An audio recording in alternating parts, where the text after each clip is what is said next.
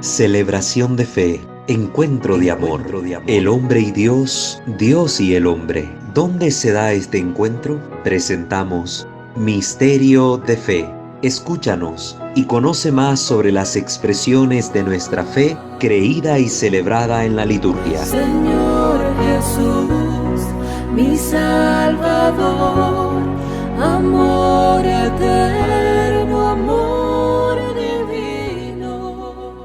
Les invitamos a suscribirse y activar la campana de notificaciones para estar pendiente del material que compartimos semanalmente a través de nuestras redes. También les invitamos a suscribirse a nuestros otros dos canales, Santo de Vocer, donde tratamos temas de corte espiritual, e igualmente nuestro canal Creo Señor Yo Creo, donde tenemos a su disposición material de tipo doctrinal que lleva un corte apologético y les puede ser muy útil. Igualmente les invitamos a seguirnos en nuestras distintas redes, en Instagram, en Twitter y también en Facebook, en nuestra fanpage @WalterFajardo20. Entonces ahí nos encuentra para que usted pueda ser parte de esta comunidad formativa y evangelizadora.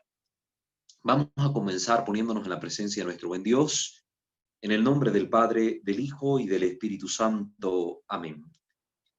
Señor Dios nuestro, te bendecimos y damos gracias porque nos permites comenzar una vez más esta formación en materia litúrgica. Danos luces de tu Santo Espíritu para poder tener la sabiduría necesaria para profundizar los misterios, los contenidos que aquí se nos presentan. Que podamos tener una fe congruente, Señor. Que podamos llevar a cabo en nuestra vida tu voluntad para que todo nuestro ser, toda nuestra existencia, nuestra historia sea una continua liturgia en honor tuyo. Nos ponemos en tus manos y pedimos la intercesión de la Santísima Virgen María, de los santos y de los ángeles, para que nos ayuden en este firme propósito. Todo esto, Señor, lo encomendamos a tus manos, a tu corazón, para que te tenga todo en nuestra vida a ti como a su única fuente y tienda a ti como a su único fin. Por Jesucristo nuestro Señor. Amén. Padre nuestro que estás en el cielo, santificado sea tu nombre. Venga a nosotros tu reino. Hágase tu voluntad, así en la tierra como en el cielo. Danos hoy nuestro pan de cada día. Perdona nuestras ofensas, como también nosotros perdonamos a los que nos ofenden. No nos dejes caer en la tentación y líbranos del mal. Amén. Dios te salve María, llena de gracia. El Señor es contigo. Bendita eres entre todas las mujeres y bendito el fruto de tu vientre, Jesús. Santa María, Madre de Dios, ruega, Señora, por nosotros pecadores, ahora y en la hora de nuestra muerte. Amén. Gloria al Padre, al Hijo y al Espíritu Santo, como era en el principio, ahora y siempre, por los siglos de los siglos. Amén. Ave María Purísima, sin pecado concebida. En el nombre del Padre, del Hijo y del Espíritu Santo. Amén. Muy bien, queridos hermanos. Hoy, dentro de esta sección que estamos dedicando al tema de las posturas corporales y en la que hemos comenzado a ver el tema de la postura corporal de rodillas, el significado profundo que tiene para el hombre de hoy, sobre todo, el ponernos de rodillas en los distintos momentos de nuestras celebraciones litúrgicas, así como la invitación que se nos hace a tomar esta postura como una parte común dentro de nuestra vida de fe personal, en nuestra oración personal, pues vamos a entrar a tocar un tema que yo considero que es un poco controvertido y delicado, como es la cuestión de la comunión de rodillas y en la boca. Y quiero tocar este tema antes de continuar con las posturas, porque seguiría la postura de la genuflexión, porque está ligado con lo que estamos hablando de la postura de rodillas, del ponerse de rodillas. Este es un tema muy delicado y es un tema en el que tenemos que aprender a formarnos criterio y para el cual va a ser necesario recurrir a distintos documentos dentro de la Iglesia. Voy a empezar tomando documentos básicos, esenciales, y conocidos por la mayoría, como son el Código de Derecho Canónico, la Instrucción General del Misal Romano, la Redención y Sacramentum, etcétera. Y luego de ahí vamos a ir tocando otros documentos que matizan más la cuestión. Como ustedes ya se han dado cuenta desde el principio de este curso y con la explicación que hemos dado acerca de lo que es la liturgia, somos ya conscientes de que la liturgia no es en sí misma algo que en su configuración esté fijada desde el principio. Es decir, que no es un conjunto de elementos inamovibles, inmutables, que estén presentes en la vida de la iglesia desde el comienzo hasta nuestro día, sino que salvaguardando el elemento esencial que es precisamente el sacrificio de Cristo y su entrega, su adoración al Padre en ese sacrificio por la ofrenda de su voluntad, hay muchos elementos que están alrededor de esta verdad, salvaguardando esta verdad. A lo largo de los siglos se han configurado otros elementos que están ahí presentes, que están alrededor de este misterio central, y que esos elementos han venido tomando distinta forma a lo largo de los siglos. Hay prácticas que hoy hacemos y que antes no se hacían, como también hay prácticas que antes se hacían y hoy ya no las hacemos, ¿verdad? Hay celebraciones que han cambiado de fechas, hay colores que han tomado otro significado, hay gestos y posturas que se han transformado a lo largo de los siglos dentro de la praxis litúrgica de la Iglesia. Y esto a nivel de todos los sacramentos, más particularmente en el sacramento de la Eucaristía, que como vamos viendo poco a poco y comprendiéndolo en estos cursos, tiene distintos elementos que se han visto transformados a lo largo de los siglos por distintos papas. Por ejemplo, mirábamos lo de los golpes de pecho, como antes habían más golpes de pecho dentro de la misa y como ahora solo está presente en un momento puntual.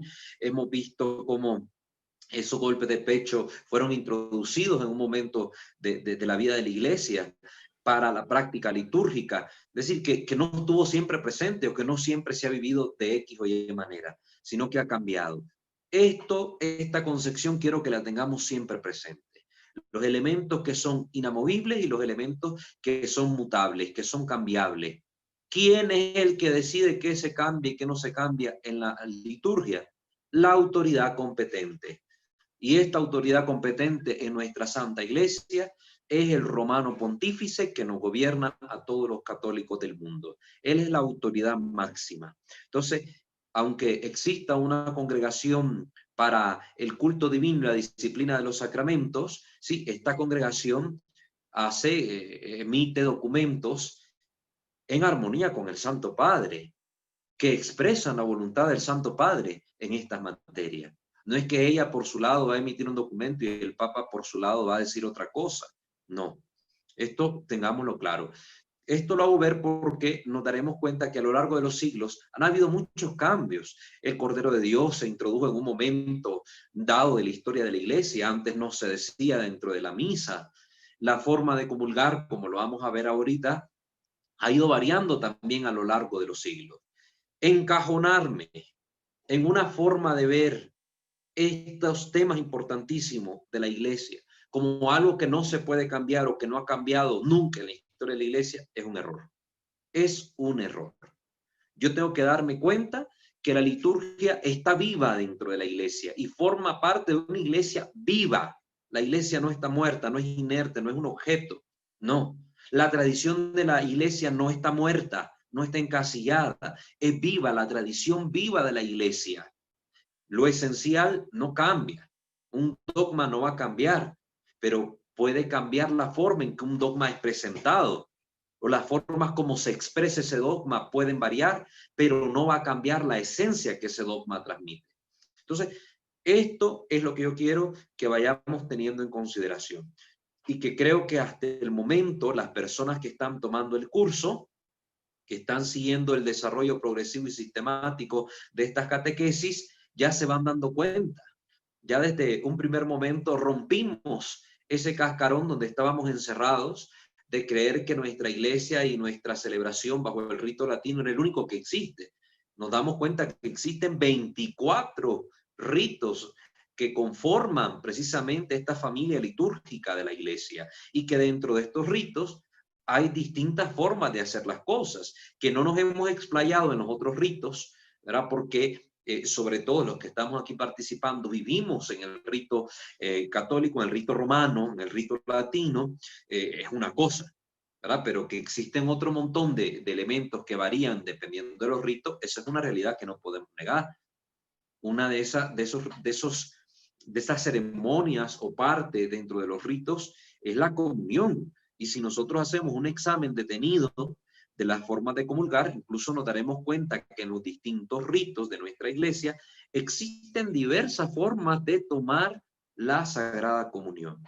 Entonces, venir y dogmatizar que únicamente es válida la comunión de rodillas y en la boca sería el primer grave error que nosotros estaríamos cometiendo.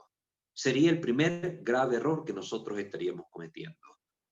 Y ya vamos a ver la importancia de esta forma de comulgar, con la que yo me identifico muchísimo. Sin embargo, no podemos canonizar esta manera de comulgar como la única en la vida de la iglesia.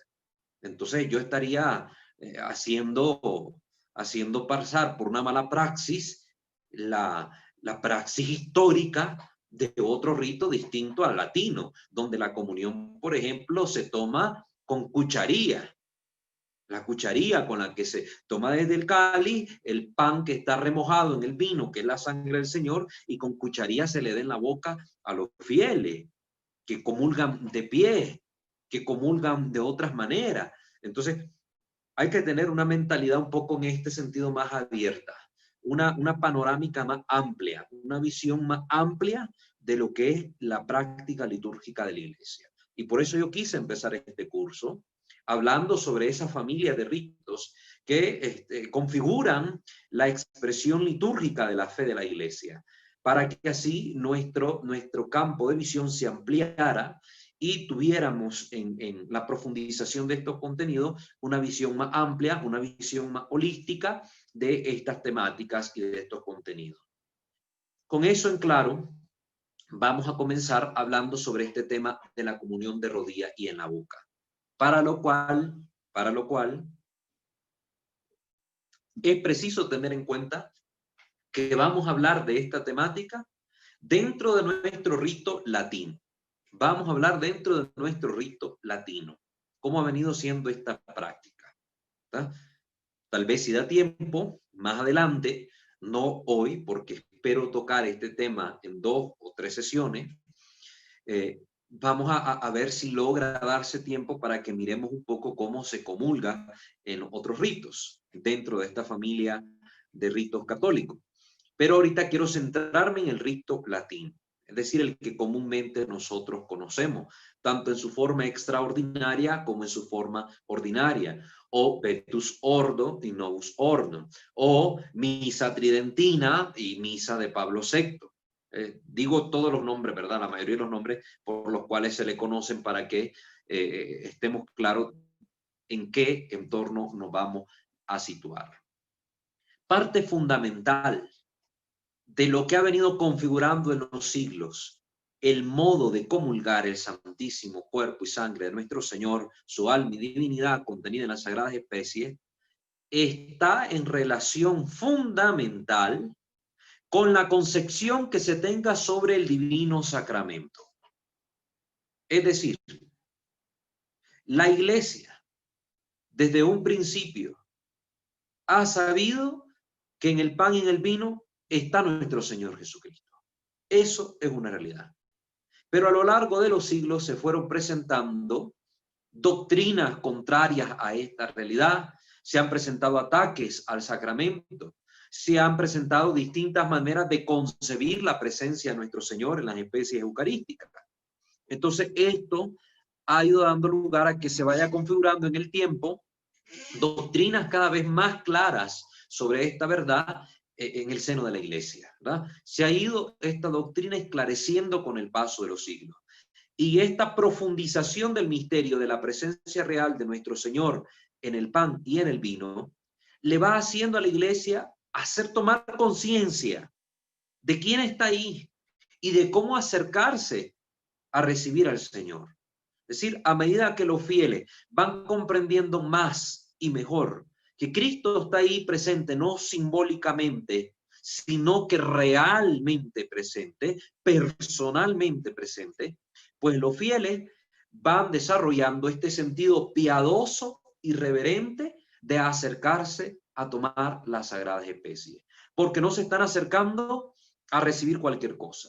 Es a nuestro Señor presente en ese pan. Entonces, a medida que esta conciencia crecía en la vida de fe de la iglesia, pues el amor filial hacia nuestro Señor y la manera de cómo consumirle, de cómo tomarle en la misa, pues también fue evolucionando, fue cambiando, se fue perfeccionando hasta llegar al punto de una práctica en que se tomaba nuestro Señor de rodillas y en la boca. Ha sido una configuración paulatina. Entonces, yo voy a desear más recibir al Señor de rodillas y en la boca, tanto y cuanto yo comprenda, ame, estime, conozca y profundice el misterio de la presencia real de nuestro Señor en las especies eucarísticas. Entre menos sea yo consciente de esta realidad, menos amor voy a tener a la hora de comulgar, menos celo voy a tener para con la comunión, menos reverencia voy a manifestar en el momento de tomar la sagrada especie.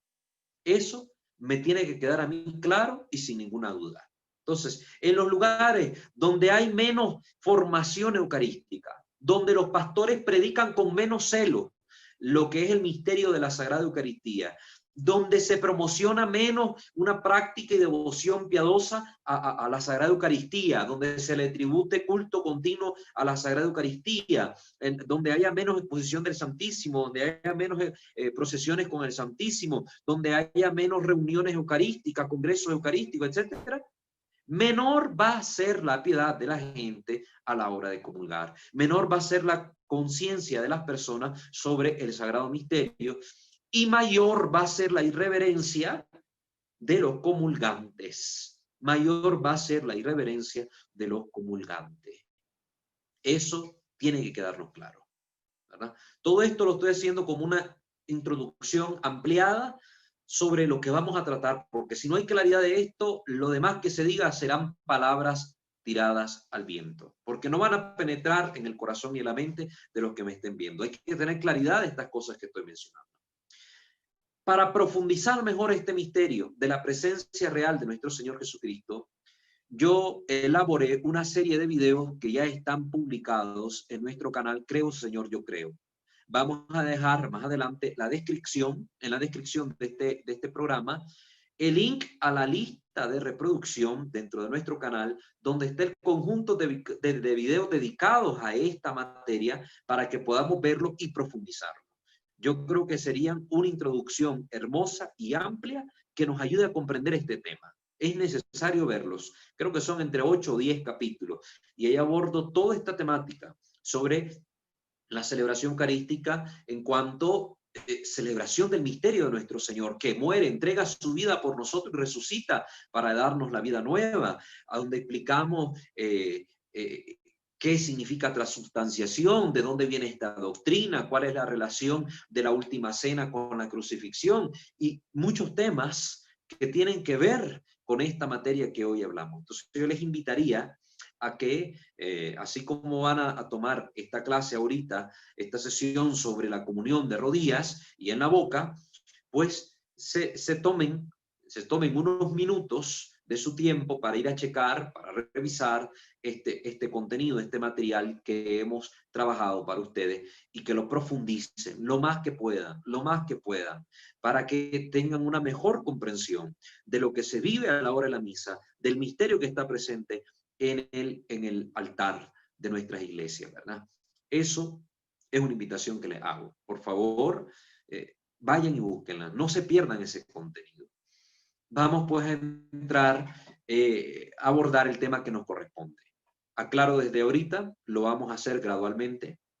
No esperen que en esta sesión se termine este tema. No quiero hacer un videito condensado de 10 minutos, de 15 minutos, donde de una explicación que puede ser muy buena, pero que quede así en el aire. No, yo lo que quiero hacer es ir desmenuzando este tema lo más posible, ¿verdad? Lo más posible, para que tengamos la mayor claridad, el máximo de la máxima cantidad de herramientas a nuestra disposición que permitan la formación pertinente sobre esta materia.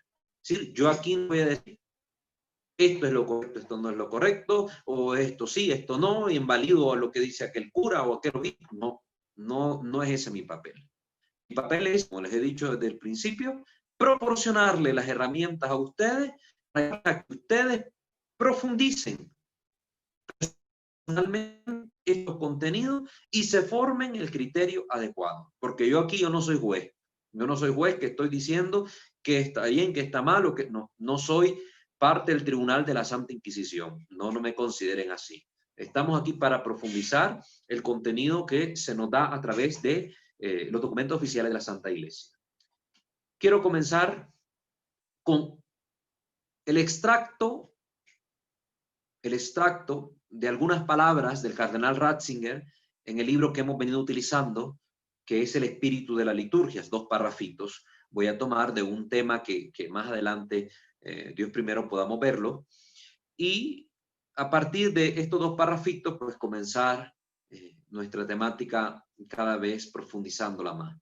Dice el cardenal Ratzinger: recibir la Eucaristía nada tiene que ver con la manducación de una cosa, que en este caso sería un cuerpo y su sangre, ¿no? Es decir, no podemos reducirlo, el hecho de la comunión, a simple y sencillamente comer, masticar un elemento, un material, el cuerpo y la sangre, una materia. Hay que recordar que en esas sustancias, en esos elementos, está Cristo presente.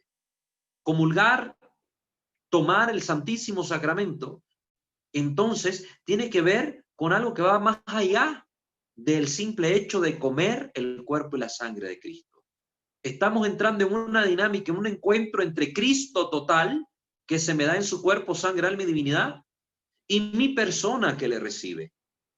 Lo que tiene lugar, dice el Papa Emérito, lo que tiene lugar es la compenetración de las personas. El Señor vivo se me entrega, entra en mí y me invita a entregarme desde Él.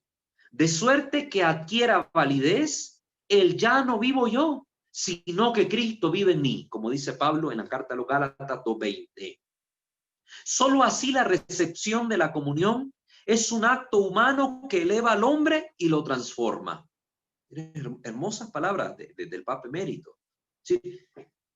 Primer error que debemos quitarnos: reducir el acto de la comunión a una cuestión superficial de recibir un pedazo de pan, a una cuestión únicamente de comer el cuerpo y la sangre de Cristo. Cuando hacemos eso, le estamos quitando la belleza y la fuerza mística, transformadora, teológica que se nos presenta en el momento de la comunión. Esta experiencia de encuentro personal y de unión íntima con el ser divino que se da a través de la comunión. Entonces, no reduzcamos el momento de la comunión al hecho de que si lo como o no lo como, que si lo como de pie, lo como de rodillas, lo como sentado, lo como con las manos, lo tomo con las manos o lo como de otra manera. No reduzcamos la comunión a esos elementos. Estos elementos constituyen parte del paquete, pero no es el paquete total y no es lo esencial estos elementos. Continúa el Papa Emérito. Comerlo significa adorarlo. Comerlo significa adorarlo. Ya hemos hablado de la postura de rodillas y el significado que tiene de adoración y cuándo tiene este significado. Pero aquí, en cuanto a la adoración que se le tributa al cuerpo, sangre, alma y divinidad de nuestro Señor Jesucristo presente en las especies eucarísticas, nos dice el Papa: comerlo es adorarlo. Sí, ya se nos está presentando la unión de estos 2 actos, del acto de masticar, de tomar, de hacer mío este elemento, de permitirle que entre en mí, me transforme con el elemento de adorar, el elemento de entregar, doblegar mi ser, mi vida, mi voluntad ante el ser divino. Lo unifica estos elementos el Papa Emérito y nos dice: comerlo significa adorarlo. Y hemos hablado que para que haya adoración tiene que haber también intención, tiene que haber conciencia de lo que estoy haciendo. Entonces, yo no puedo acercarme a recibir la comunión como que me están dando galletas o golosinas en la calle, en el mercado, en una piñata, en una fiesta. No. Hay que tener plena conciencia de qué es lo que estoy haciendo. Hay que tener esta claridad, saber discernir que ahí está el Señor, como va a decir San Pablo en la carta a los Corintios. Comerlo significa adorarlo. Es decir, que el acto de comer la hostia no va a ser el mismo acto de comer los alimentos, de tomar una bebida. Va a tener un matiz diferente. Y vamos a ir profundizando en ello. Comerlo significa adorarlo, dejarlo entrar dentro de mí para que mi yo sea transformado y se abra a la grandeza del nosotros, Dios y yo, nosotros, para que todos lleguemos a ser en Él una cosa, es decir, Dios y yo, nosotros, pero también el yo de cada uno de los que lo comulgan. Y aunque sean muchos los pedazos de pan, es un solo cuerpo, es un solo Cristo, y todos nos unimos en un gran nosotros, para que todos lleguemos a ser en Él una sola cosa. Gálatas 3:17. De esta suerte, la adoración no está reñida con la comunión.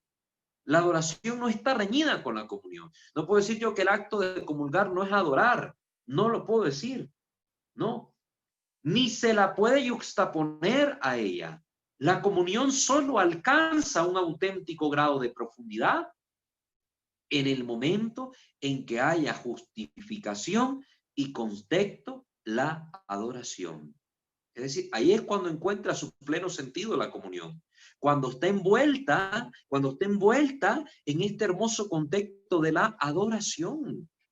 Y precisamente el culto eucarístico, el culto de la Santa Misa, es un culto de adoración a Dios nuestro Señor. En este contexto, todavía es mucho más hermoso recibir las sagradas especies. Sí que las puedo recibir en otro momento. Yo puedo recibir la comunión fuera de misa, la puedo recibir cuando estoy enfermo y llega el ministro, el sacerdote ordenado, el diácono o el acólito, o en algún caso el ministro extraordinario de la Sagrada Comunión, a llevarme la Eucaristía, pero el contexto siempre debe ser este.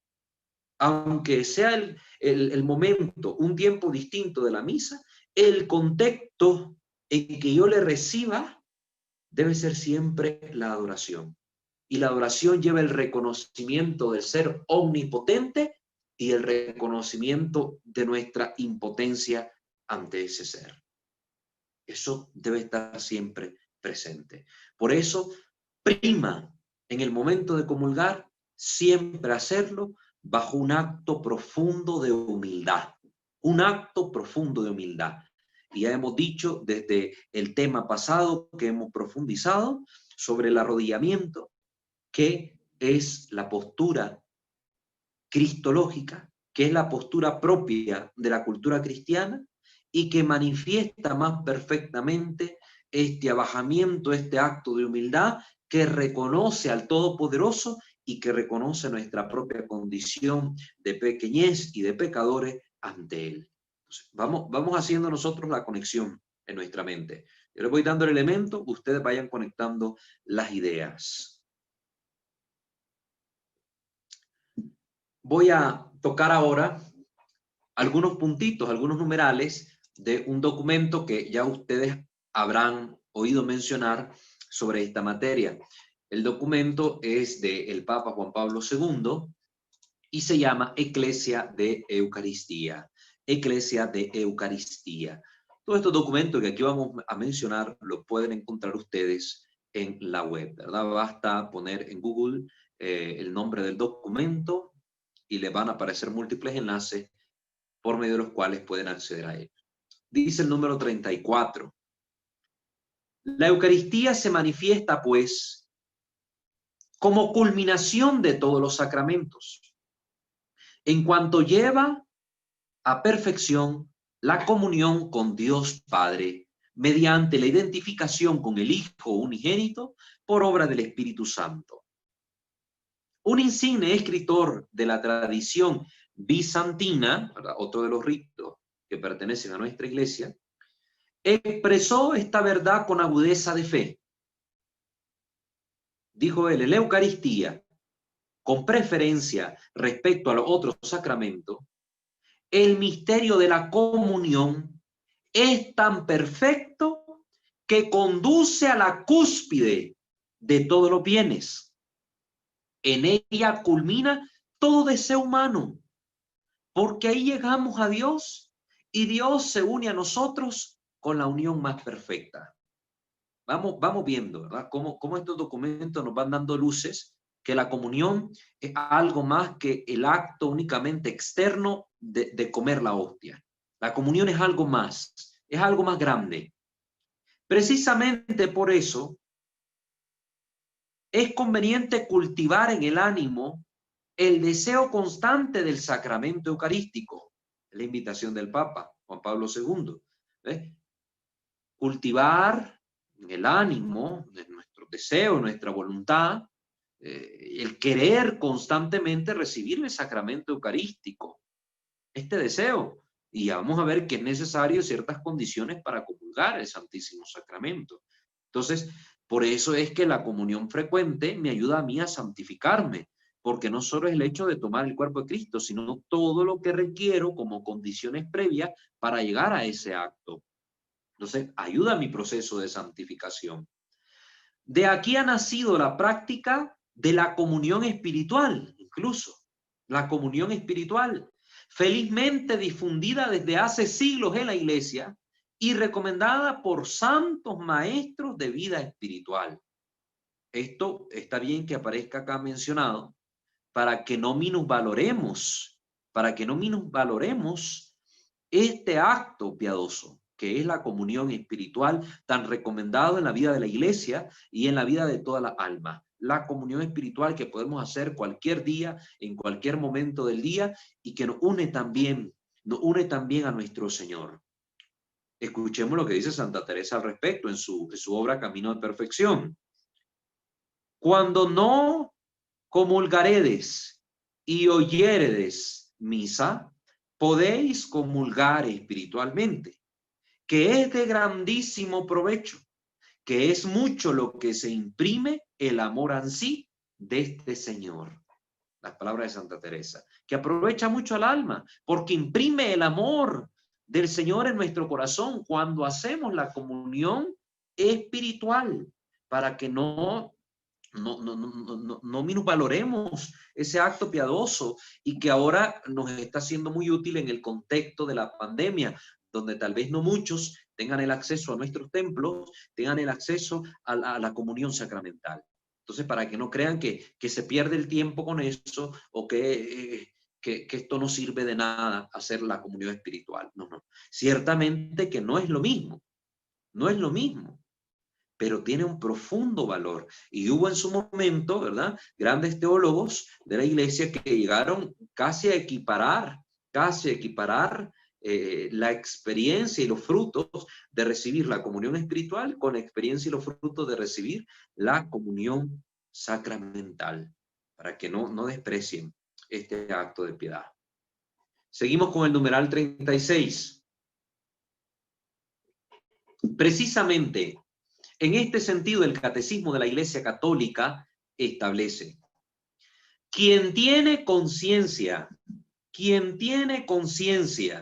miren qué importante esto, quien tiene conciencia de estar en pecado grave, debe recibir el sacramento de la reconciliación antes de acercarse a comulgar. Deseo, por tanto, reiterar que está vigente, y lo estará siempre en la Iglesia, la norma con la cual el Concilio de Trento ha concretado la severa exhortación del apóstol Pablo al afirmar que para recibir dignamente la Eucaristía debe preceder la confesión de los pecados cuando uno es consciente de pecado mortal. ¿Y por qué quise tomar yo este numeral, el 36, y mencionarlo acá? Porque a veces mucha gente está más preocupada de que si se recibió la comunión de rodillas, o si se recibió de pie, o si se recibió en la boca o en las manos, que de la preparación que se necesita para comulgar el Santísimo Sacramento. Y esto es más grave. Comulgar el Santísimo Sacramento estando en pecado mortal es objeto de condenación eterna, dice la Sagrada Escritura. Y a veces nos estamos matando más en la iglesia y preocupando más en la iglesia y criticando más en la iglesia porque aquel comulgó de pie o aquel de rodillas, que por si estamos realmente preparados de forma adecuada para tomar el Santísimo Sacramento. A veces nos enfocamos tanto en los modos de comulgar que nos olvidamos de toda esta preparación previa que debe tenerse para recibir convenientemente a nuestro Señor. Porque no es cualquier cosa la que vamos a recibir. Nuestra alma, nuestro corazón deben estar preparados, nuestra conciencia debe estar en paz, con Dios, tranquila, con los hermanos. Y a veces esto es lo que menos nos importa, incluso a las personas escrupulosas que están ahí pendientes de cómo comulga uno. A veces esto es lo que menos cuidan. Comulgar convenientemente, comulgarlo en estado de gracia, comulgarlo reverentemente con un corazón que está inclinado a sus mandamientos, a la práctica de su voluntad en nuestra vida. Entonces, ojo con esto, para todos aquellos que andan criticando forma de comulgar A o forma de comulgar B o C o Z o cualquiera forma que sea. También, antes de ir a ver eso, atendamos a estas palabras del Papa Juan Pablo II. La necesidad de la debida preparación para recibir el cuerpo y sangre de Cristo. Numeral 42. La salvaguardia y promoción de la comunión eclesial es una tarea de todos los fieles, que encuentran en la Eucaristía como sacramento de la unidad de la Iglesia un campo especial de especial aplicación. Más en concreto, este cometido atañe con particular responsabilidad a los padres de la Iglesia, cada uno en el propio grado y según el propio oficio eclesiástico. Por tanto, la Iglesia ha dado normas, ojo con esto, la Iglesia ha dado normas que se orientan a favorecer la participación frecuente y fructuosa de los fieles en la mesa eucarística, y al mismo tiempo a determinar las condiciones objetivas en las que no debe administrar la comunión. El esmero en procurar una fiel observación de dichas normas se convierte en expresión efectiva de amor hacia la Eucaristía y hacia la Iglesia. ¿Qué nos está diciendo el Papa con esto? ¿Qué nos está diciendo el Papa con esto? Nos está diciendo, primero, que la Iglesia, con su autoridad, determina normas. La Iglesia tiene esta potestad dada por el Señor, la potestad de gobernar la grey. Esta potestad la vemos de forma directa en el apóstol Pedro, de Jesús en el Evangelio, en el capítulo 21 de San Juan.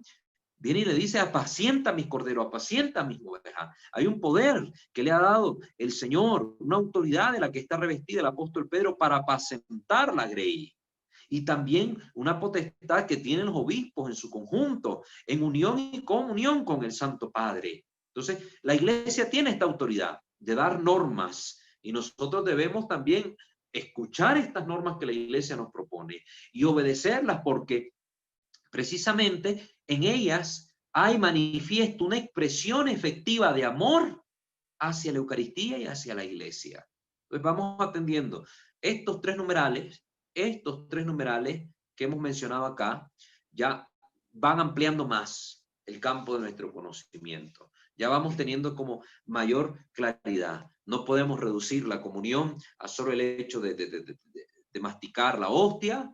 Se nos está diciendo también la debida preparación que se requiere para ese momento, ¿verdad? La trascendencia que incluso tiene esa preparación, y ahora que la Iglesia precisamente da normas que rigen a los fieles en distintos campos, en doctrina, en moral, etcétera, y que El fin de esas normas no es ponernos un yugo encima. El fin de esas normas es precisamente el amor a la iglesia, el amor a la Eucaristía. Entonces, que no son dadas a lo loco. Los obispos y el Papa no va a dar normas a la loca, simple y sencillamente porque quieran darlas y porque tienen la autoridad para darlas. Cuando dan una norma, se observan esas normas porque hay algo importante detrás de ellas.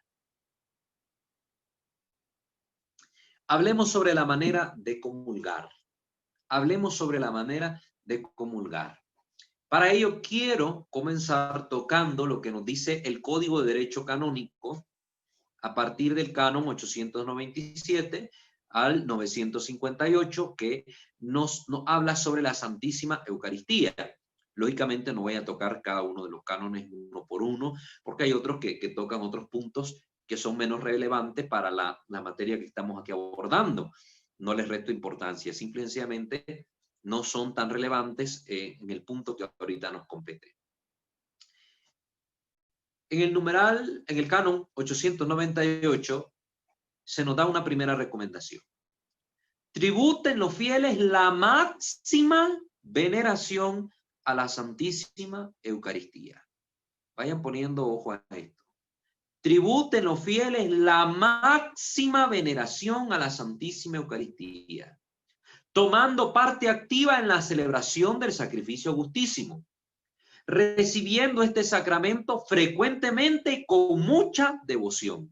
Vamos oyendo. Se nos ha hablado ya de máxima veneración al sacramento. Y ahora se nos está diciendo recibiendo este sacramento frecuentemente y con mucha devoción.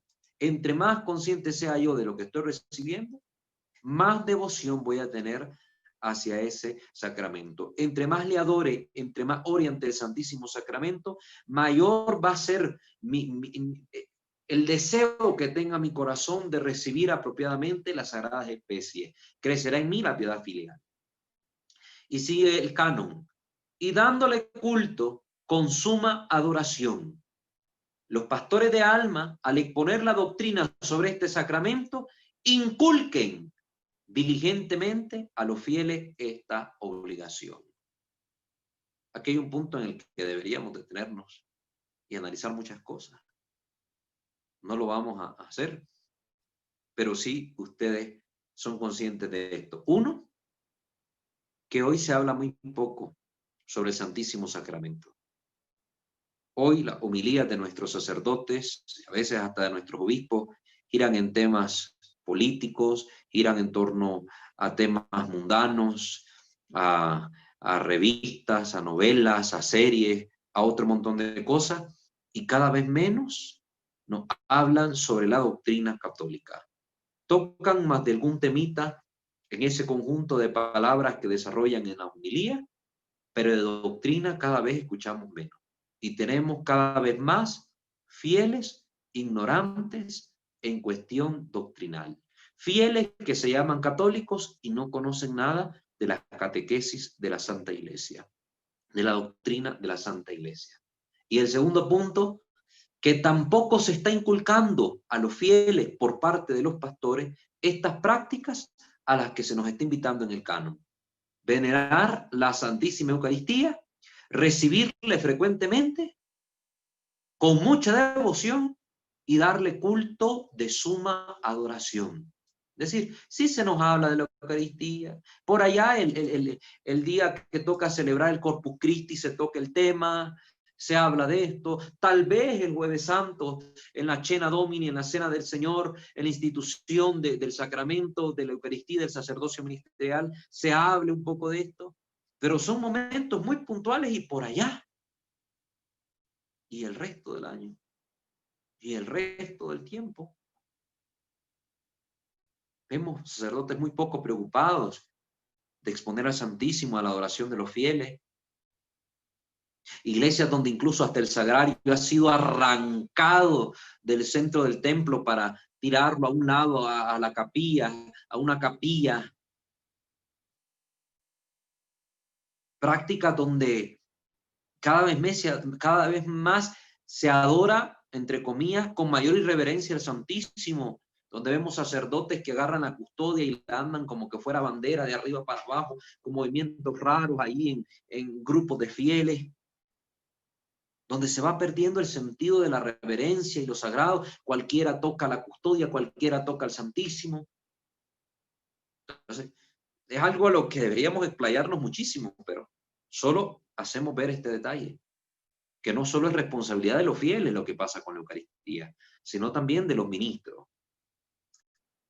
Dice el canon 843, este canon que no está enlistado dentro del conjunto de cánones que tocan el tema de la Santísima Eucaristía, pero es algo que tenemos que tener presente. Dice el canon 843 en su sección 1, los ministros sagrados no pueden negar los sacramentos a quienes los pidan de modo oportuno, estén bien dispuestos y no les sea prohibido por el derecho recibirlo. Solo se los dejo aquí mencionado para que lo tengan presente. Porque hoy vemos precisamente que ante la forma de comulgar, si alguien quiere comulgar de rodillas y en la boca, videos sobran en YouTube para darnos cuenta que hay sacerdotes que atrevidamente les niegan la comunión. Y eso no se puede. Aquí tienen el canon que prohíbe eso. Y vamos a ver un caso más adelante, ya lo tengo aquí listo entre los documentos, donde se aborda esta temática desde la congregación del culto divino y se ve precisamente que este es un abuso por parte del sacerdote el negar la comunión al fiel que lo solicita, si lo hace de esta manera. Los ministros sagrados no pueden negar los sacramentos a quienes lo pidan de modo oportuno, estén bien dispuestos y no les sea prohibido por el derecho recibirlos. Ahí está en el canon 843, ¿verdad? En la sección 1. También el canon 846, sección 1, nos dice lo siguiente. En la celebración de los sacramentos deben observarse fielmente los libros litúrgicos aprobados por la autoridad competente. Por consiguiente, nadie añada, suprima o cambie nada por propia iniciativa. ¿Sí? Aquí también el Código de Derecho Canónico nos llama a observar lo que está en los libros. Y es lo que vamos a hacer nosotros aquí en estas sesiones. Vamos a ver, y lo estamos haciendo desde las sesiones anteriores con las otras posturas y los otros temas, que en el misal romano se encuentran ahí, tanto en las rúbricas como en las prenotandas, la ordenación general del misal romano, las indicaciones que se deben seguir para las celebraciones, los modos y las formas en las que se deben hacer los distintos ritos y ceremonias. Entonces, si allí está, pues debemos hacerlo como está ahí, como lo indica. Si da la posibilidad de hacerlo de 2 o 3 formas distintas, pues está la posibilidad y podemos hacer uso de esa posibilidad porque está legítimamente autorizado por la autoridad competente. Y nosotros estamos llamados, como lo dice el canon, a obedecer lo que los misales, lo que los libros están ahí manifestando, lo que estén ellos establecidos. Entonces, eso tengámoslo presente. Entonces, no andemos aquí buscando excusas. Si ahí está en el misal, acatemos lo que dice ahí el misal, ¿verdad?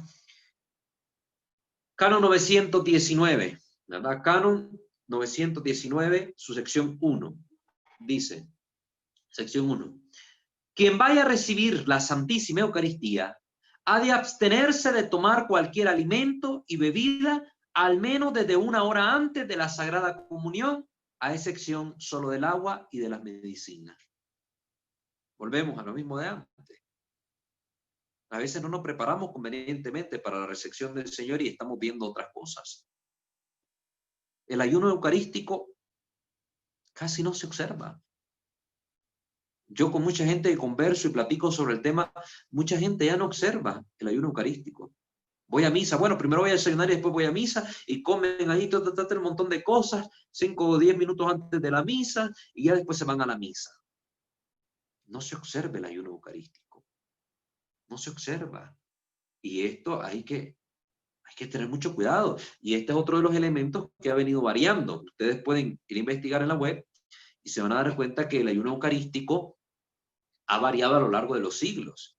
Hubo momentos donde se pedía que el ayuno debía ser un día antes, un día completo, 24 horas completas antes de recibir la comunión. Sobre todo cuando en aquel tiempo no era tan frecuente las misas diarias o la práctica de la misa con frecuencia. En otro momento se llegó a pedir 12 horas, en otro momento 8, después fueron 4, en un momento fueron 2 horas, y ahora el nuevo código, el código del 86, dice precisamente que es únicamente 1 hora. 1 hora en la que debe guardarse, observarse el ayuno previo a la Eucaristía. El sacerdote que celebra la Santísima Eucaristía 2 o 3 veces al día, ¿verdad? El mismo día, puede tomar algo antes de la segunda o tercera misa, aunque no medie el tiempo de 1 hora, ¿verdad? Ese sacerdote que va a celebrar ya guardó el ayuno eucarístico, ya tomó el Sagrado Cuerpo de nuestro Señor, después va a celebrar otra misa de aquí a 1 hora de distancia o dentro de 40 minutos, puede tomar algo ligero, algo conveniente antes de la próxima misa, ya de aquí que celebre, habrá pasado el tiempo suficiente para que no haya alimentos en el estómago, no queden muchos alimentos ahí, porque se va a recibir el cuerpo del Señor. Entonces aquí se está haciendo ver ese detalle para el sacerdote que celebra la misa 2 o 3 veces en el día. Las personas de edad avanzada o enfermas y asimismo quienes las cuidan pueden recibir la Santísima Eucaristía aunque hayan tomado algo en la hora inmediatamente anterior. ¿Ves? Aquí se está hablando de un caso de las personas enfermas o de avanzada edad que necesitan consumir alimentos, porque si no les da una descompensación o algún otro tipo de cosa que se presente por ahí, entonces mejor dice, sí, se puede tomar algo, ¿verdad? Aquí se está haciendo la excepción, aunque sea un tiempo de 1 hora inmediatamente anterior a la celebración a la Santa Misa. Adminístrese la Sagrada Comunión bajo la sola especie del pan, esto en el canon 925, o de acuerdo con las leyes litúrgicas bajo las 2 especies en caso de necesidad, también bajo la sola especie del vino. Aquí ya se nos está hablando, recuerden que estamos en la parte legal, lo que nos dice el Código de Derecho Canónico, estamos yendo cosas como muy puntualitas, ¿verdad? Administrese la Sagrada Comunión bajo la sola especie del pan, o bajo las 2 especies, o solo bajo el vino. Se puede, hay personas que son alérgicas al gluten y que no pueden comer la hostia. Entonces, precisamente se les puede dar el vino. Pueden ellos comulgar bajo la sola especie del vino. Y vamos a ver que es contrario a nuestra fe pensar que si comulgo a Cristo solo en el pan o si lo comulgo solo en el vino, no lo estoy comulgando completo, porque si comí el cuerpo, no bebí la sangre, entonces no estoy comulgando al Cristo total. No. Recuerden que la doctrina católica nos enseña que bajo cualquiera de las 2 especies está presente el Cristo total. Ahí donde está el cuerpo está la sangre, donde está la sangre está el cuerpo. Y ahí donde está el pan está cuerpo, sangre, alma y divinidad. Donde está el vino está cuerpo, sangre, alma y divinidad. Cuando lo adoramos en el Santísimo, ahí tenemos el ejemplo claro. En nuestras oraciones ante el Santísimo, solo te cuesta la hostia, pero ahí decimos que lo adoramos en cuerpo, sangre, alma y divinidad. Rezamos a las 3 de la tarde la coronilla, los que la rezan, ahí también lo dicen. Y si están ante el Santísimo, lo dicen, te ofrezco el cuerpo y la sangre, alma y divinidad, y está tal vez orando solo ante el Santísimo dispuesto bajo la especie del pan. Porque es doctrina católica, y esto se puede profundizar en los videos que ya les mencioné, de que está presente el Cristo total, ya sea bajo una especie o la otra. Canon 929. Al celebrar y administrar la Eucaristía, los sacerdotes y los diáconos deben vestir los ornamentos sagrados prescritos por las rúbricas. Quise poner esto acá porque hemos hablado un poco de los abusos litúrgicos y nos vemos que a veces esto no se cumple. Que hay sacerdotes participando en la misa y que hay varias personas que van a comulgar y de repente un padre llama a otro padre que esté ahí presente para que venga a dar la comunión y ni siquiera son capaces de ponerse una estola blanca para dar el sacramento de la comunión a la gente. Aquí está claro este mandato del canon 929. Al celebrar y administrar, cuando se va a administrar la Eucaristía, los sacerdotes y los diáconos deben vestir los ornamentos sagrados prescritos por la rúbrica.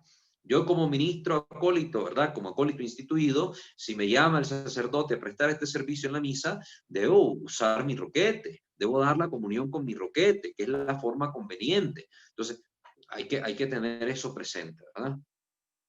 Entonces, aquí hemos visto ya lo que son los numerales del Código de Derecho Canónico. La próxima sesión comenzaremos viendo ahora qué dice la instrucción general del misal romano sobre la comunión. Ya con esto que hemos hablado hoy, nos quedan claras muchísimas cosas. Uno, cómo se debe comulgar. ¿Cómo se debe comulgar? ¿Verdad? Que es preparándonos. Hablamos de la preparación previa. Ya luego vamos a ver de las maneras, la forma. Pero ahorita estamos hablando de esto. Es importante prepararnos para la adecuada comunión, la adecuada recepción del Santísimo Sacramento. Y hemos visto que la Iglesia da normas para orientarnos cómo debe hacerse esto. Y ya lo vamos a ver de forma específica aquí. Ya vemos que hay posibilidad de comulgar de una forma u otra forma. Si voy a comulgar solo con el vino, pues hay su manera de hacerlo. Y vamos a ver que existen distintas formas de hacerlo, donde tal vez no va a ser de rodillas y en la boca. Vamos a verlo. Aquí estamos para aprender esto. Entonces, hemos dado una introducción bastante amplia sobre este tema. Y vamos a ir a partir de las siguientes sesiones desarrollando esta temática, profundizando otros documentos de la Iglesia. Y ahorita hemos mencionado únicamente el derecho canónico, hemos mencionado Eclesia de Eucaristía de Juan Pablo II y hemos mencionado algunas palabritas que tomamos del libro del Espíritu de la Liturgia de Joseph Ratzinger. A partir de la próxima sesión vamos a profundizar en lo que nos dice la instrucción general del misal romano respecto a esto y a tocar también lo que nos dice la Redemptionis Sacramentum, ¿verdad? Esta instrucción que es tan importantísima, también acudir a ella. Entonces, les pido que vayan a ver como una introducción más ampliada y en detalle los videos que hemos preparado para ustedes en nuestro canal, Creo Señor, Yo Creo, sobre la Eucaristía. Esos 8 o 10 videos que se prepararon sobre ese tema, para que de aquí a la próxima sesión que nos veamos, ya tengamos un amplio conocimiento sobre la importancia de lo que es el sacramento y comprendamos mejor todo lo que nos va a decir la Iglesia a través de sus documentos que vamos a continuar abordando la próxima sesión. Entonces, esa sería la invitación. Muy bien, recuerden suscribirse a este canal, Misterio de Fe. Recuerden también suscribirse a nuestros otros 2 canales, Santo Debo Ser, sobre cuestiones espirituales, Creo Señor, Yo Creo, en materia doctrinal, y seguirnos en nuestro fanpage, @WalterFajardo20 en Facebook. Entonces, con eso concluimos la sesión de hoy, ¿verdad? Esta hora que hemos dedicado a esta introducción amplia. Y vamos a dar ahora apertura a ustedes que nos comenten sobre lo que hemos hablado, ¿verdad? Todavía no me pregunten, entonces la comunión en la mano, entonces la comunión, porque vamos a llegar a eso, pero lo vamos a hacer ordenadamente. Yo aquí me estoy explayando lo más que pueda en este tema, porque quiero que ustedes tengan una información conveniente, vasta y adecuada para poder hablar sobre esto con sus hermanos, con sus fieles, si son sacerdotes, con sus hermanos de grupo, si están en alguna pastoral, o con sus mismos familiares, ¿verdad? Entonces, tengan paciencia, no se desesperen, no quieran que todo se les conteste ya en una sesión, porque esto hay que tocarlo con guante de seda, porque es un tema muy delicado y no podemos venir y abordarlo en 15 minutitos, porque yo puedo escuchar la explicación y me puede parecer muy congruente, pero si no conozco el trasfondo o la base de esto, pues muchas veces no se me hace suficiente esa explicación de 10 o 15 minutos que puedan darme por ahí, ¿verdad? Entonces, eso sí, yo creo que ustedes ya lo han comprendido conmigo, que a mí no me importa explayarme 2, 3, 4 sesiones más, es contarles que ustedes aprendan y tengan el material suficiente para que puedan formarse el criterio adecuado. Muy bien, me callo yo un momento y le cedemos las palabras a cualquier comentario o pregunta que ustedes quieran hacer respecto a lo que hemos tocado, a lo que hemos hablado. Muy bien.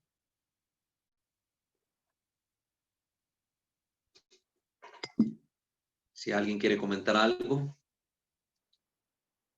o hay algún comentario ya en WhatsApp, en YouTube o en Zoom.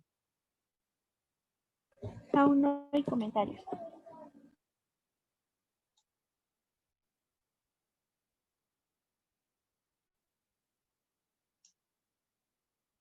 Muy bien, ahí mire que alguien puso que gracias por la introducción. Claro que sí, ese es nuestro deber, ayudarles a ustedes y estamos para eso, ¿no? Para poderles brindar el material.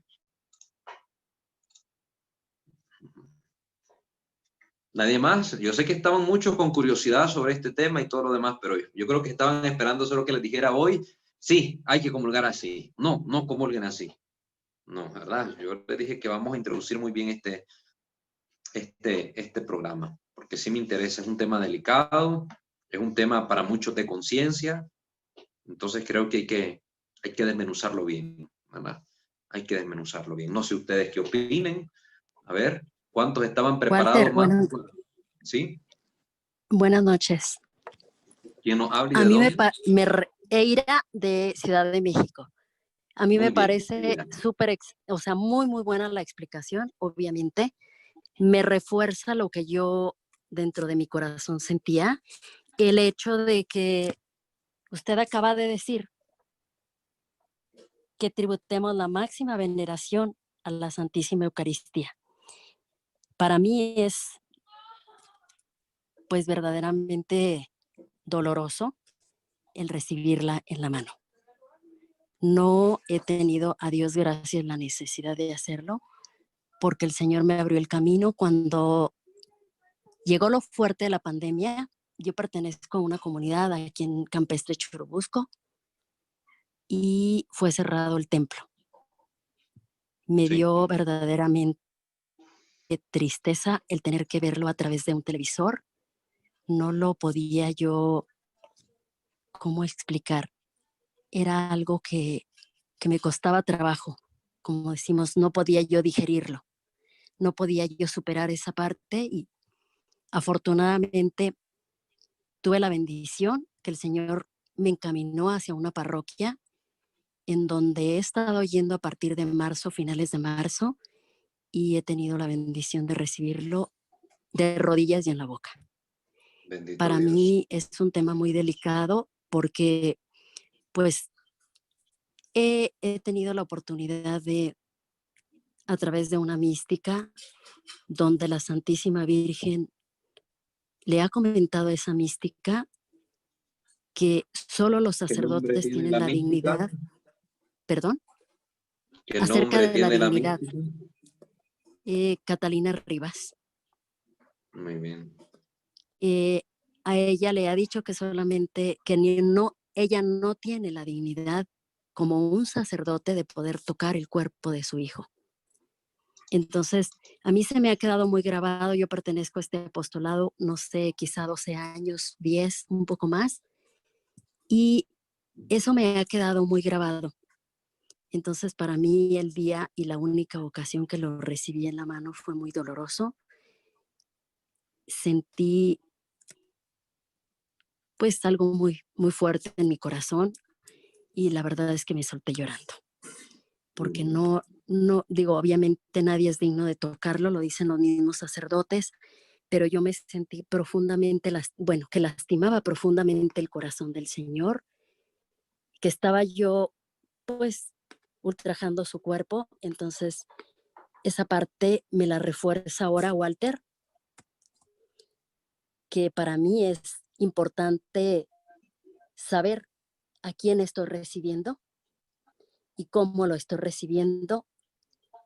Esa manera de hacerlo con mucha devoción, con mucho respeto y con mucho amor hacia el Señor, pues acaba usted de reforzar esa parte dentro de mi corazón. Yo no lo sabía, no la tenía con esa certeza que acaba de usted de comentarlo, y pues ha valido muchísimo la pena esta charla. Dice usted que es una introducción hermosa, para mí muy buena. Mil gracias por esa molestia que se toma.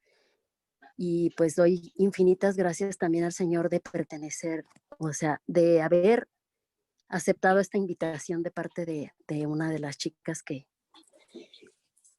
está ya de tiempo atrás en su grupo. Y de verdad vale la pena esta enseñanza. Gracias por esa bendición, Walter. Gracias a Dios. Claro, Pase hermana buena Ira. noche y todos. Buenas noches. Claro, hermana Eira, Gracias. agradecemos su comentario y su testimonio como experiencia personal al respecto, ¿verdad? Al respecto de esta situación. Sin embargo, le invito a continuar, ¿verdad?, con el resto del curso, porque Claro, quiero claro. tocar la experiencia de distintos místicos, quiero tocar los cánones que han mencionado distintos concilios a lo largo de la historia de la Iglesia y que reflexionemos que no es lo mismo un concilio ecuménico que un concilio local que haya sido celebrado como un sínodo de obispos en una región particular de la Iglesia. Quiero también a la vez que hagamos una visión histórica de la práctica, porque nos daremos cuenta que en la Iglesia ni en todas partes ni siempre se ha comulgado de rodillas y en la boca. Es decir, que hay distintas prácticas, ni siquiera solo la práctica de comulgar en las manos.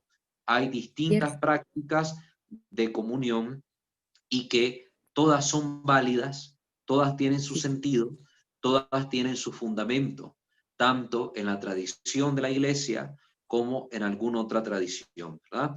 Que puede ser la tradición de una iglesia particular. Entonces, vamos a analizar todas estas cosas a lo largo de estas sesiones, con razones, fundamentos y documentos, para que nos formemos un criterio, porque algo que también puede ser peligroso es que lleguemos a abrazar una concepción y a defenderla radicalmente sin conocer todas estas otras cosas y caemos en una práctica que puede tender a los escrúpulos o a la soberbia. Y la soberbia nos lleva a emitir juicios erróneos sobre las demás personas y podemos nosotros estar cayendo en un pecado peor que tal vez la persona que por ignorancia o por X razón haga las cosas de forma distinta a la que nosotros las hacemos. Entonces, sí le voy a invitar a que se quede presente porque es importante, ¿verdad? Yo soy partidario, ¿verdad? Personalmente, como se los he dicho, partidario dentro de nuestro rito latino, el rito al que pertenecemos, de la comunión eucarística de rodillas y en la boca, ¿verdad? Yo, Walter Fajardo. Aquí yo no estoy diciendo esto está bien, esto está mal. Estoy diciendo mi expresión personal, como la ha manifestado nuestra hermana Eira, ¿verdad? En cuanto a la experiencia, y vamos a tener aquí material suficiente para ver que no es experiencia únicamente mía.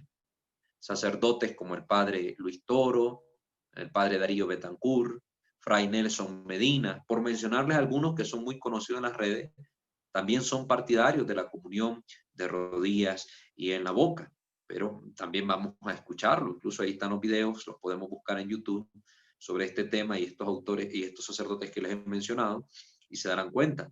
Pero tenemos que hacer el estudio. El estudio implica ver todo, verlo todo, ¿verdad? No solo quedarnos con A, ¿verdad? Como en las matemáticas. A mí no me gusta la resta, entonces solo me gusta la suma y la multiplicación. Bueno, la resta no la veo porque no me interesa, entonces yo solo voy a enfocarme en sumar y en multiplicar. Bueno, entonces cuando me salga una operación que implique resta, pues no voy a saber qué hacer porque no me gusta y no la tomo en cuenta. No, hay que estudiarlo todo y después formarse criterio y ver la utilidad de A, de B, de C o de D, ¿verdad? Entonces eso sí, tengámoslo presente. Gracias, hermana Eira. Al contrario, y sí me queda claro, ¿eh? Gracias, qué bueno. ¿Alguien más que quiera comentar algo?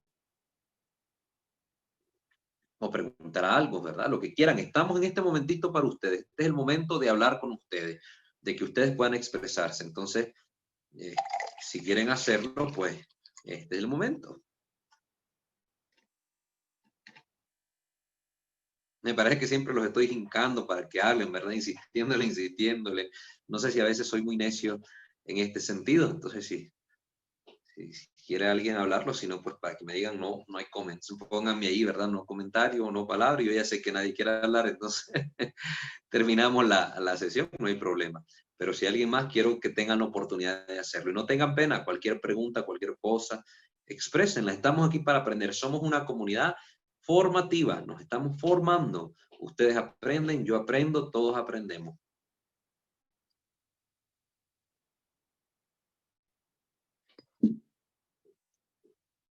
¿En YouTube no hay ningún comentario? No, no hay comentarios, solo agradecimientos. Buenas noches, Ok. bendiciones a todos. Perfecto. ¿Ves? Porque si alguien que nos esté viendo en vivo en YouTube, ¿verdad? Lo digo en vivo porque este video va a quedar grabado en la plataforma, pero si alguien nos está viendo en vivo, sepa que puede hacer sus comentarios y también le damos lectura a sus palabras para que las compartamos y podamos todos escuchar su voz de esa manera, su pensamiento.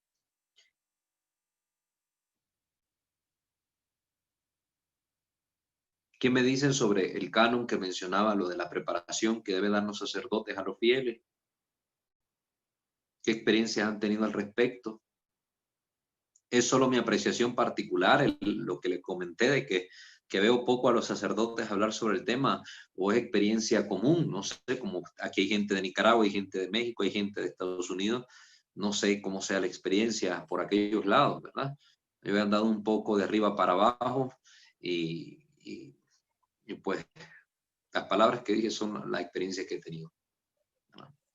Pues no sé, allá en Bueno, Estados Walter, Unidos. Ajá, dígame quién habla. Ángeles de la Ángel. Ciudad de México. Sí. Yo tengo una duda. Por ejemplo, los sacerdotes, que muchos se salen del tema de la homilía o las lecturas y luego de la homilía, que empiezan a hablar después de política, lo que usted acaba de decir hace rato, la política, de novelas y todo eso. Ustedes tienen un jefe, ¿no? El cardenal. O no sé, quiero que me saque de la duda. Cuando ustedes hacen sus reuniones, ¿no les llaman la atención a ustedes para que esos temas en la iglesia no se toquen? Porque se mezclan temas de política y se mezclan temas de la iglesia. No sé si me expliqué. Sí.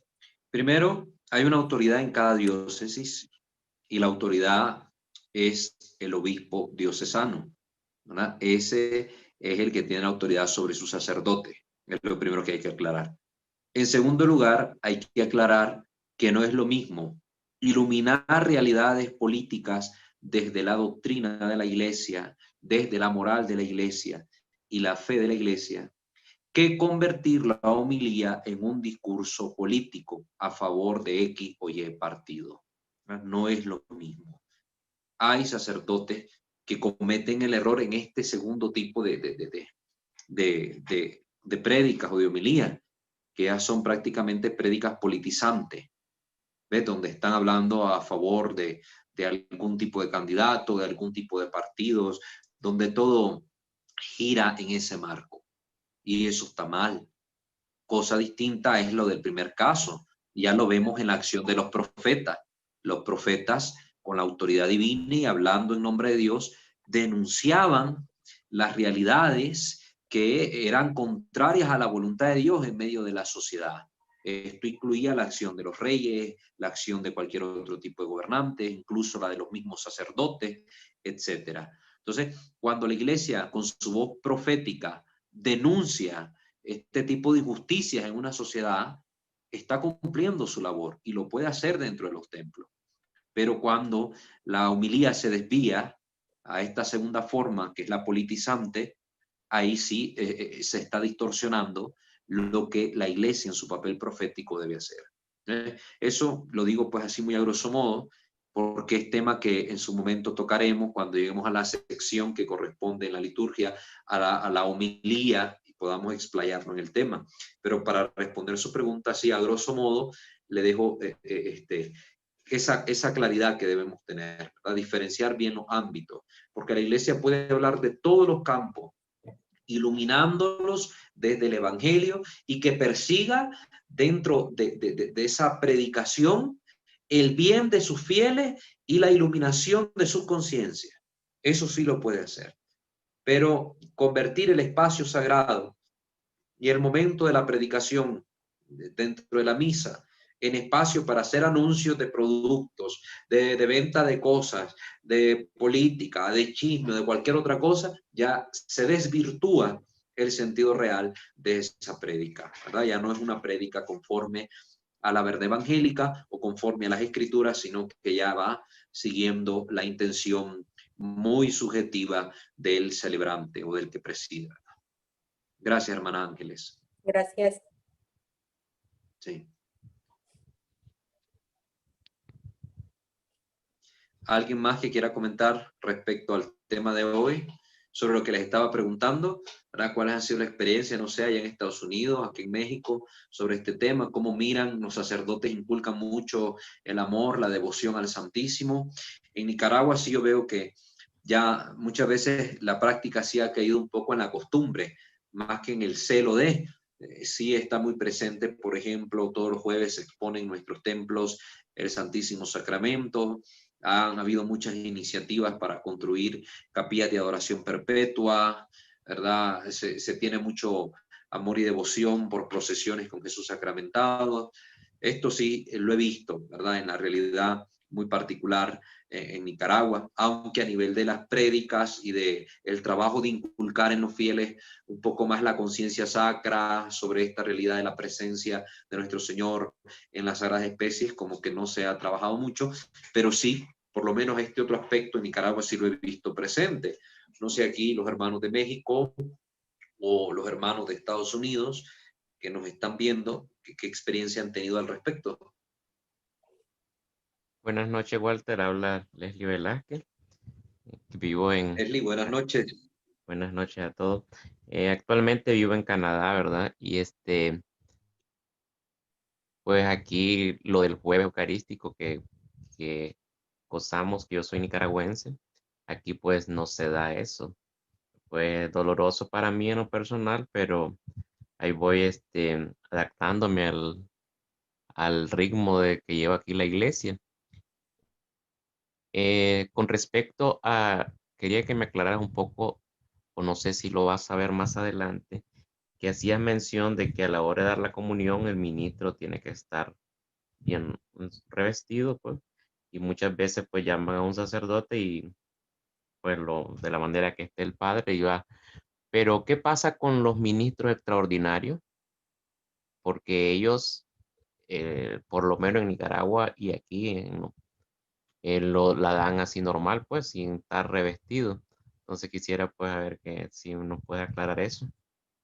Sí, yo quiero dedicar toda una sección entera a tocar el tema de los ministros extraordinarios de la Sagrada Comunión. El ministro extraordinario, de hecho, hay documentos que norman sus funciones y los momentos en que prestan servicio dentro del culto, pero también hay otras normas, por ejemplo, la vestimenta, que competen a las conferencias episcopales de cada región el normarlas, regirlas. Entonces hay lugares donde a los ministros la conferencia episcopal les pide algún tipo de distintivo particular en el momento de ejercer sus funciones. En otros lugares no se pide un distintivo. Otros están regidos por una autoridad más inmediata, como sería el obispo diocesano, quien para su diócesis también puede promulgar algún tipo de norma en cuanto a vestimenta para distinguir a los ministros extraordinarios en el ejercicio de sus funciones. Entonces va a depender mucho de esos factores. Entonces, aquí el código está hablando de forma así general para los sacerdotes, para los diáconos, ¿verdad? Para los sacerdotes y para los diáconos. En el caso de los que somos acólitos instituidos, cuando ejercemos nuestras funciones, también a nosotros se nos pide el utilizar nuestro ornamento adecuado. Pero ya cuando son los laicos en general, que no son acólitos instituidos, sino ministros extraordinarios como tales, pues ya van a estar regidos más inmediatamente por las normas de la conferencia episcopal del país al que pertenezcan o del obispo diocesano del territorio particular en el cual ellos estén prestando su servicio. Entonces dependerá de eso. Lo que pasa es que a veces en las parroquias se toman muchas atribuciones los párrocos de normar y regir cosas que deben tener autorización por parte de los obispos. Y a veces los obispos también, ¿verdad? Que no le toman como mucha importancia a ciertas cosas, pues no están muy vigilantes en esos aspectos, ¿verdad?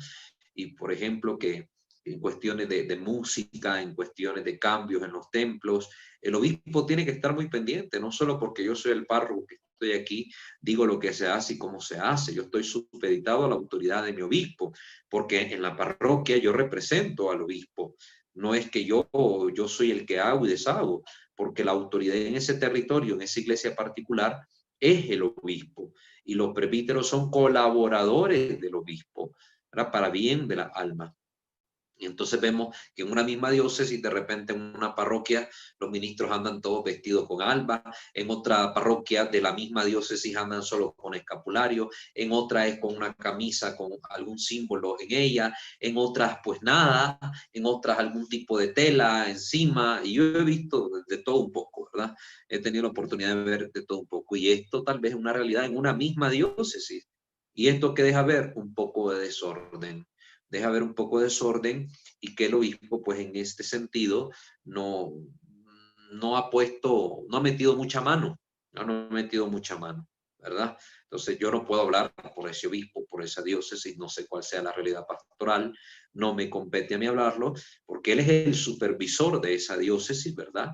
Y él es el que sabe qué funciones está realizando, pero sí, él es la autoridad que debe normar y regir estas cuestiones que parecen detalles menores o ínfimos, pero que son parte de todo el conjunto litúrgico, y él como rector de la liturgia en su diócesis, en comunión con el Papa, pues debe atender esos detalles también. Sí.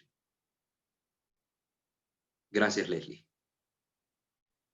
Giovanna, creo que hay algún comentario que pusieron por la plataforma. Sí, pusieron una pregunta. Muy clara la explicación, Walter. La Eucaristía es el corazón de la Iglesia. Gracias por tu tiempo y enseñarnos cómo recibir a nuestro Señor para darle toda la gloria a Dios. Yo, igual que tú, prefiero recibir a nuestro Señor de rodillas y en la boca. Es de Patti Camarillo. Patti. Muchas gracias, Patti, qué bueno. Sí, aquí vamos a ver cosas que nos han tocado ver a todos. A mí mismo, siendo seminarista en su momento, cuando fui a comulgar en una parroquia, bueno, en varias me pasó, pedía la comunión de rodillas y en la boca, y el sacerdote me la negaba, ¿verdad? Pues yo simple y sencillamente me ponía de pie, hacía reverencia ante el sacerdote y me iba a comulgar espiritualmente en mi lugar. El sacerdote seguía dando la hostia a uno como que ni lo voltea a ver. Entonces, son experiencias dolorosas que todos habremos vivido y ya hemos visto, iluminados por la introducción que estamos dando, que es un abuso de parte del sacerdote tener ese comportamiento. Ya más adelante vamos a ver situaciones extraordinarias como la que estamos viviendo ahorita, tiempo de una pandemia, de una peste generalizada, como también otra situación extraordinaria ha sido en su momento la persecución que la Iglesia ha vivido. Entonces ahí las normas se ajustan a la situación que se está viviendo como Iglesia, ¿verdad? Para que eso también lo tengamos presente. Gracias, Patti, por tu comentario, te lo agradecemos. ¿Alguien más? Pues qué bueno, Leslie, que nos hayas comentado lo de Canadá, ¿verdad? Hay que tener en cuenta que no está normado de forma obligatoria que el Santísimo se tenga que exponer en todas las parroquias del mundo el jueves, no. Es una práctica de devoción de los fieles, y una devoción extendida al Santísimo Sacramento en Nicaragua, pues ha permitido que sea una práctica común de nuestro pueblo. Y muchos nicaragüenses han migrado a Costa Rica, esto está presente también en Costa Rica, esta práctica, y en Latinoamérica, pues cuando se tiene esta devoción al Santísimo hay parroquias determinadas que hacen exposición del Señor los jueves como una forma de incentivar a los fieles a este culto eucarístico, sobre todo en el contexto de una memoria de la institución del Santo Sacramento del Jueves Santo, pero no es una cosa que esté normada. Entonces en Estados Unidos no lo vamos a encontrar, ¿verdad? Salvo algunas parroquias latinas que a veces sí está presente esta práctica, pero en Europa también tuve la experiencia de no ver un jueves ahí expuesto al Señor como comúnmente lo hacemos en Nicaragua. Entonces, sí, es doloroso para nosotros que estamos acostumbrados y tenemos esa piedad de los jueves eucarísticos, ¿verdad? Los jueves del Santísimo. Incluso en Nicaragua se ve un fenómeno que no está bien, ¿verdad? Pero que está presente, que a veces hay más gente en la misa de jueves que en la misa de domingo, ¿verdad? Hay parroquias que tienen ese fenómeno, no todas, sería mentir si digo que en todas, pero sí hay parroquias, y conozco feligreses que me han dicho, ay, yo la misa de jueves no me la pierdo, ¿verdad? A veces los domingos no puedo ir, pero el jueves no dejo de ir. Y esto es un grave error, ¿verdad? Por desconocimiento de la fe. Pero bueno, ese es otro tema. ¿Alguien quiere hablar que activó su micrófono?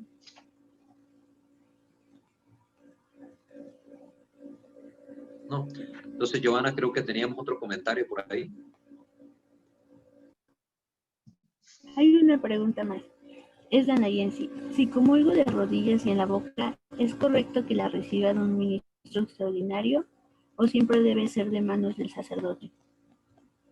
Sí. Gracias por tu pregunta, Nayensi. Va a ser materia que toquemos también acá, ¿verdad? Que vamos a explayarnos en ella. Solo hago notar que existe en la actualidad un abuso de parte de algunos sacerdotes en el hecho de no dar la comunión a los fieles. Sentarse tranquilamente en la sede y delegar a un ministro que dé la comunión a nombre de él. No se puede hacer eso. Ya establece la Iglesia, lo vamos a ver aquí en la Redención y Sacramentum, establece la Iglesia los momentos en que estas personas que bien llevan el nombre de ministros extraordinarios, ¿verdad? Establece la Iglesia en qué momentos extraordinarios estos hermanos deben prestar su servicio. Entonces significa que aunque yo sea instituido, aunque yo esté instituido como acólito, aunque yo reciba la bendición de parte del obispo para ser ministro extraordinario de Sagrada Comunión, no solo por el hecho de serlo, significa que yo tengo que servir en todas las misas, que yo tengo que dar la comunión siempre, no. Y ese es el error, cuando no hay una excelente formación, una formación adecuada de las personas que prestan este servicio, que creen que por el hecho de que recibieron la bendición para ser ministros, pues tienen que estar ahí, servir en toda la misa y si él está presente, dar la comunión siempre, ¿no? Ese es un error grave. Entonces, yo recibo a Cristo, ¿verdad? Yo recibo a Cristo total, ya sea que me lo haya dado el sacerdote o me lo haya dado el ministro extraordinario. Pero el problema no está en eso. Yo sé que por dónde va tu pregunta, Nayensi, ¿verdad? Está en el hecho de que se comete el abuso por parte de los ministros de estar prestando su servicio cuando la Iglesia no le pide que preste el servicio. Porque a los sacerdotes se les han dado normativas claras, adecuadas y contundentes en los documentos de la Iglesia de cuándo estos hermanos deben prestar el servicio. Y a veces los sacerdotes demandan obediencia de los fieles, pero a veces ellos son muy poco obedientes a la Iglesia. Se toman esta actitud, no todos, ¿verdad? No quiero cometer esa falacia, la falsa generalización, no, Dios me libre, pero sí, a veces esta actitud está presente y no nos podemos tapar los ojos y hacernos los ciegos, está presente en nuestros hermanos sacerdotes, ¿verdad? Que demandan obediencia de parte de los fieles, pero a veces a ellos les cuesta obedecer, ¿verdad? A ellos les cuesta obedecer. Entonces, en un momento vamos a explayarnos más sobre el tema, hermana Nayensi.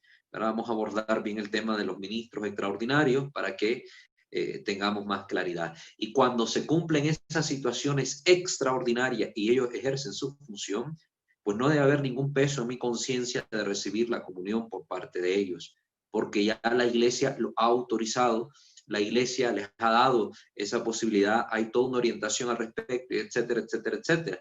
Pero cuando no se cumplen esas condiciones extraordinaria, lo ordinario es que el sacerdote, el padre de esa comunidad, alimente a sus hijos dándole el cuerpo de nuestro Señor. Eso es lo que ordinariamente se debe hacer y que está mandado por tanto el misal como por el resto de documentos que pues iremos mencionando a lo largo de estas formaciones. Entonces eso tengámoslo presente. Muchas gracias por tu inquietud, Anayensi.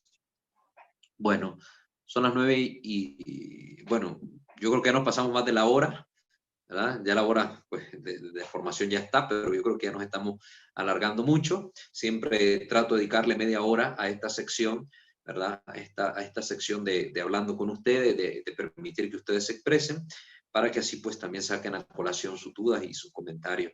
Pero para no alargarnos más, pues vamos a dejar aquí la sesión. De todos modos, es un tema que está abierto, que vamos a tocarlo durante unas cuantas sesiones más, y pues lo vamos a ir profundizando, así que habrá espacio para que ustedes saquen más dudas ahí y comenten más al respecto. Pongámonos en la presencia de nuestro buen Dios para terminar este momento. En el nombre del Padre, del Hijo y del Espíritu Santo. Amén. Señor Dios nuestro, te bendecimos, alabamos y damos gracias por permitirnos este espacio de encuentro, de formación. Que tu gracia nos sostenga y nos haga ser siempre dóciles a tu iglesia y a las inspiraciones de tu Espíritu. Concédenos, Señor, la virtud de la humildad y de la perseverancia. Ayúdanos a ser obedientes y a ser sencillos, que podamos en todo agradarte, Señor, y que en todo te demos gloria en nuestros pensamientos, palabras y obras. Te lo pedimos por Cristo nuestro Señor. Amén. Bajo tu amparo nos acogemos, Santa Madre de Dios. No desprecies las súplicas que te dirigimos en nuestras necesidades. Ante bien, líbranos de todos los peligros, oh Virgen, siempre gloriosa y bendita. Amén. Ave María Purísima, sin pecado concebida. Sante Micael Arcángele, deféndenos in prelio, contra nequis insidias diaboli esto presidium. Impere dili Deus supplice te precamur. Tuque prince milice celesti, Satanam aliosque spiritus malignos, via perditionem animarum propagantur immundo, divina virtute in infernum detrude. Amén. Ángel de mi guarda, dulce compañía, no me desampares ni de noche ni de día. No me dejes solo, que sin ti me perdería. En la hora de mi muerte, llévame feliz a los brazos de Jesús, José y María. Amén. Celebración de fe, encuentro de amor, el hombre y Dios, Dios y el hombre. ¿Dónde se da este encuentro? Presentamos Misterio de Fe. Escúchanos y conoce más sobre las expresiones de nuestra fe creída y celebrada en la liturgia. Señor Jesús, mi Salvador, amor eterno.